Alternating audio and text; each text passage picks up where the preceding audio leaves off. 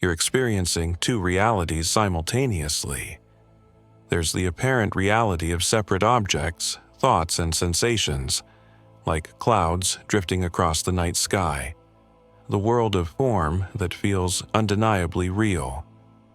Then there's the reality of the awareness perceiving it all, boundless, silent, and unchanging, like the eternal backdrop of space itself. This documentary isn't merely philosophical speculation. Quantum physics and consciousness studies reveal that what you call me is actually an identification with thought, a mental process creating the illusion of separation from everything else. By the end, you'll understand why awakening isn't something that happens to you. It's the recognition of what you already are when the veils of identification fall away. What if everything science has told you about consciousness is fundamentally backwards?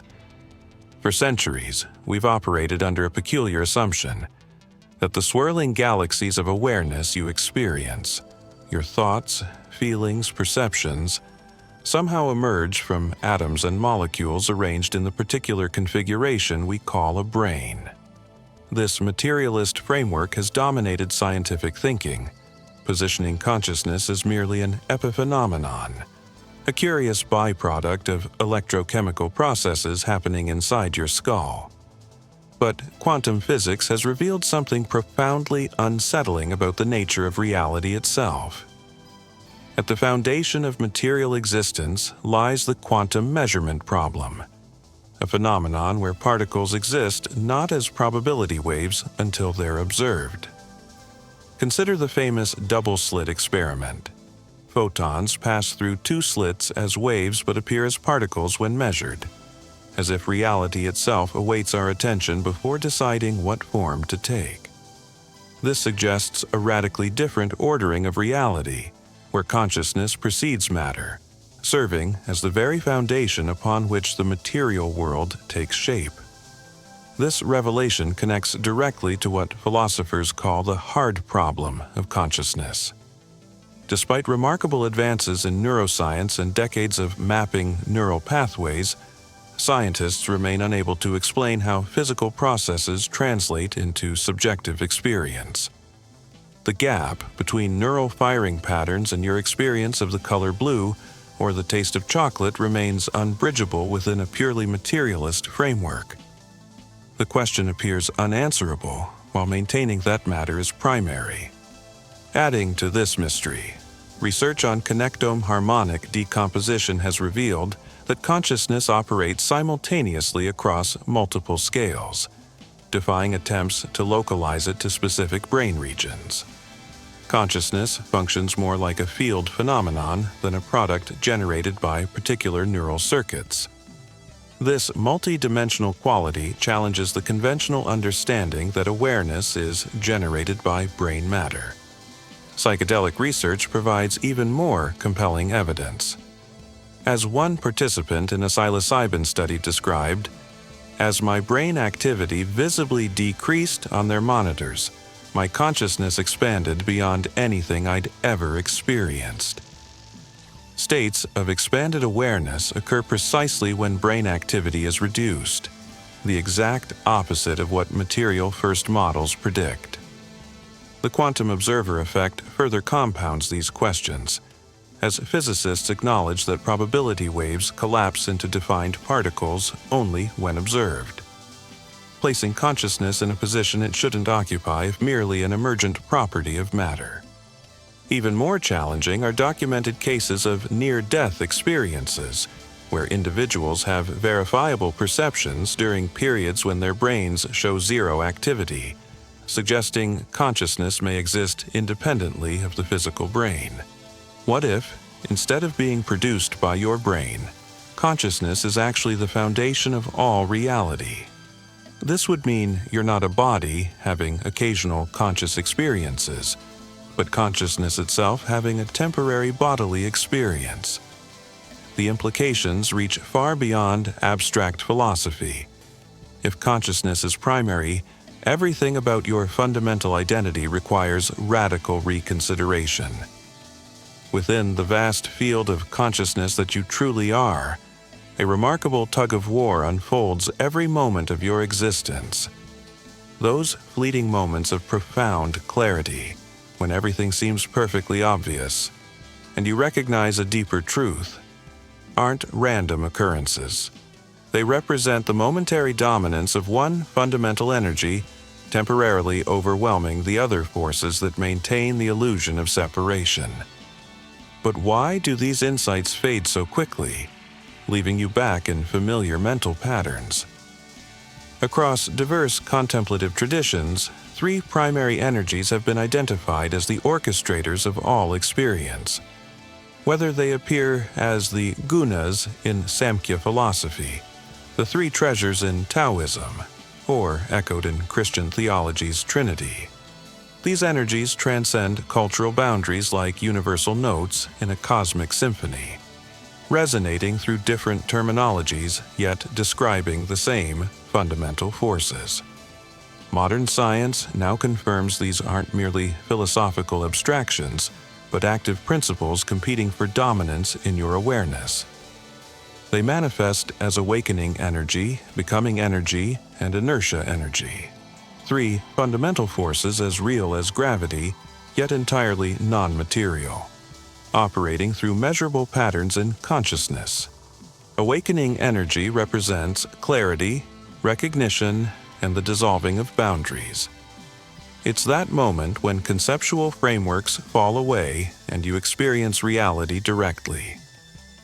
Neurological studies show these moments of heightened awareness correlate with synchronized neural oscillations, a measurable brain signature of this energy in action. Becoming energy manifests as creativity, growth, and the dynamic flow of change. It's the force behind evolution, technological advancement, and artistic expression. This energy drives you to create, to transform, to become something new, constantly pushing toward innovation through the dissolution of existing forms. Inertia energy functions as resistance, habit, and the tendency to maintain existing patterns. It's the gravitational pull of familiar thoughts and behaviors that resist awakening, like checking your phone first thing every morning, despite intentions to begin differently.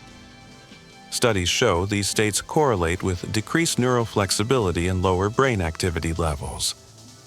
What makes this framework revolutionary is how dynamical systems theory demonstrates these energies interact in precise mathematical relationships, creating harmonic patterns visible in brain activity during different states of consciousness. The materialist worldview itself represents inertia energy at work, a framework that actively resists recognition of consciousness as primary. This explains why spiritual awakening feels simultaneously natural, yet elusive. Your moments of clarity aren't anomalies. They're glimpses of reality when awakening energy temporarily overcomes the other forces. Future research may even develop technologies to measure these energy patterns, revealing the precise choreography behind our shifting states of awareness. Those glimpses of reality aren't just temporary victories against the forces of inertia. They're revealing something that has never been absent. What if the most profound truth about consciousness isn't something you need to achieve through decades of meditation, but something so immediate that looking for it elsewhere keeps you from recognizing what's already here? Throughout our exploration, we've been analyzing consciousness intellectually, dissecting its relationship to matter, and examining the energies that shape our experience. But now, we arrive at something far more direct, a recognition that transcends all conceptual frameworks. This is about recognizing what you are. Consider how your attention habitually moves toward objects of perception, thoughts, emotions, sensations, and memories, while completely overlooking the awareness in which they all appear. This is the fundamental paradox of consciousness. The eyes that read these words cannot see themselves, yet they enable all seeing. Similarly, Your consciousness cannot be found as an object, yet it allows all experience to exist. The ancient metaphor of the boundless mirror perfectly captures this paradox. Your consciousness reflects all experiences without itself becoming changed by what appears within it. Like a Zen practitioner who, after years of struggle, suddenly realizes during an ordinary moment of washing dishes that the awareness watching the thoughts was always present. The recognition arrives with crystalline simplicity. This recognition is immediately available. Right now, as you process these words, awareness is present that isn't itself a thought or sensation. In Dzogchen traditions, this recognition, Rigpa, reveals our innate nature, while Advaita Vedanta guides us through self-inquiry to peel away false identification. Zen Buddhism speaks of Kensho, sudden clarity about one's true nature. Fascinatingly, neuroscience confirms this distinction between awareness itself and its contents.